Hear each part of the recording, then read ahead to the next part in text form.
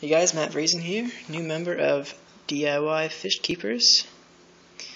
Just wanted to give you a little walkthrough of my new 55-gallon tank. Pretty much an all do-it-yourself kind of project. Lights are off right now, so you can tell how sweet it looks with the light on. Anyway, I picked up this tank here at my local fish store. It was used and in terrible condition when I got it, really dirty. So it was $40 for 55-gallon tank. It's got a whole bunch of cracks here in the back. I don't think you can see that very well, but that's okay. Also had cracks in the bottom, so I had some extra 1/4-inch glass laying around, so I cut that to size and siliconed that up. Silicone was on sale this week at my local hardware store, so I was lucky. It was like $4 per tube, one of the big tubes. What I really want to show you is the background, which I think is the coolest part about the tank. Me and my girlfriend made it from styrofoam, and we covered it in cement. Pretty much the same way everyone else has, but I'm pretty proud of it. Looks really good. I didn't use any color or tint at all. Just the way it is. I just siliconed that on the back. Turn the lights on so you can maybe see that.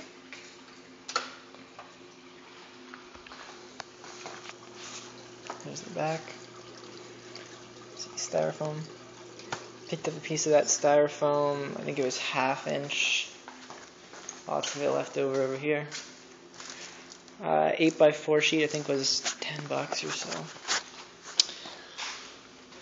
Anyways, what else? Well, I picked up these plants here. They're obviously not in the right place yet, but that's fine. These plants were $1 each at the dollar store. And thank you to Julie Mullins. Added a little bit of cement base so they would sink. This guy too. So that worked out really well. I'm happy with that. I have to get more gravel eventually because there's not enough to hide all of it. What else? How about the stand? Stand also courtesy to Joey Mullins. Again, I love your channel. Here's what we did. The exact same layout that you have on yours, and I wrapped it with 1/4-inch OSB chipboard, and for easy access, front panel, I have stapled some Velcro to the stand and the front piece here. Goes on easy like that, can't even tell. Really awesome. Love the way that turned out. Canopy 2, same thing. Off your channel, Joey. Out of the clip, magnetic clip like that. Works great. I painted the inside white to get more reflection because I only am using one bulb. I think it's only 35 watts. But the room I'm using is going to be dimly lit anyway, so maybe the fish won't reach their peak colors, but it'll look good in the room. Another thing I wanted to show you, if you can see right here, there's a little dent in the cave, right where my finger's pointing right there. Goes all the way up like that. We tried to hide it with some rocks going over. There, you can see it right there. Where's my finger? Right there. That is so you can hide the PVC overflow. Right here. There was originally an overflow in it, but they drilled it way too low. I didn't want the water level to be down here. That's like a good 3.5 inches from the top, and I did not want to lose, an 1/8 of my tank. So I filled that up with some silicone right here, and got PVC overflow pipe system happening right here. I had an issue priming it because check valves straight up suck. So what I did is I primed it, and then I dipped the hose into the water. Right there, you can see that. And that helped sustain the prime. Now on Joey's website, I'm using 1-inch PVC.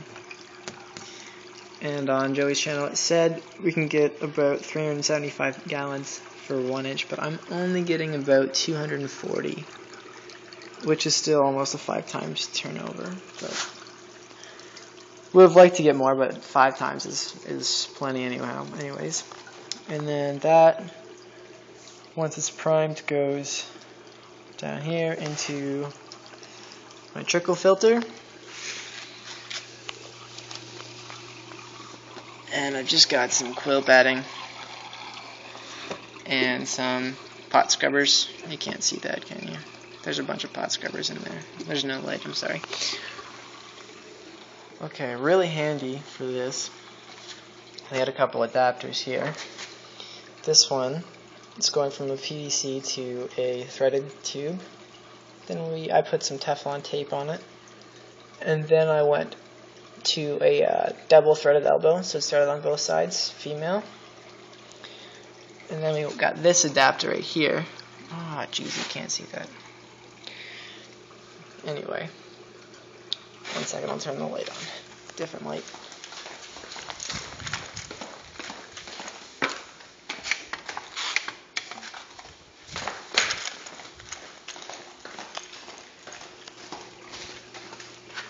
It's a little better. This right here, it's threaded and then it goes into this barbed kind of connection. And that's really handy if you have this vinyl tubing, which I do. This is 1-inch vinyl tubing. It didn't need to be that big, but I didn't want to restrict the flow anymore since I'm only getting about 240, because the overflow can't really handle much more. Anyway, trickle filter. Don't forget to clamp these with some hose clamps so it doesn't leak. I know this one isn't on properly right now, but I'm moving it in like 2 days, so I didn't put it on properly. I got this pump for the return, refurbished on eBay. It does 550 gallons per hour, but at 4.5 feet it does about 420 at its maximum capacity. So I got that running through 3/4 inch vinyl tubing. Another one of those adapters that I showed you.